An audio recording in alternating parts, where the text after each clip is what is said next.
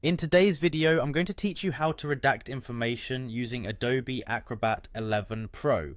Redacting is a useful feature when you want to protect sensitive information within your PDF document. Let's walk through the process together to ensure you're comfortable with each step.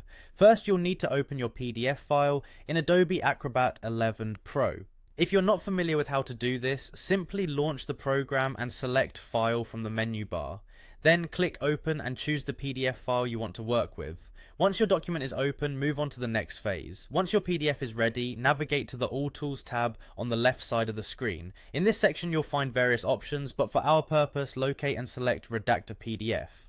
This step activates the redaction tools, allowing you to modify your document as needed. It's a crucial step, so make sure you select the right tool before proceeding.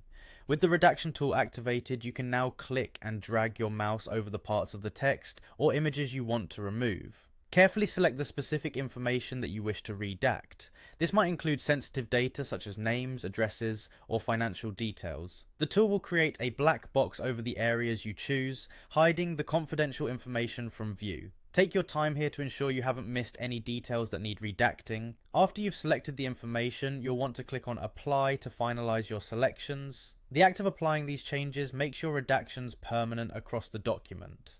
An important tip here, make sure you're entirely satisfied with your selections, because once this step is complete, the redacted information cannot be retrieved. Next, a confirmation dialog box will pop up on your screen. This is a checkpoint to help ensure that you want to make these changes permanent. When you're ready, just confirm by selecting Continue.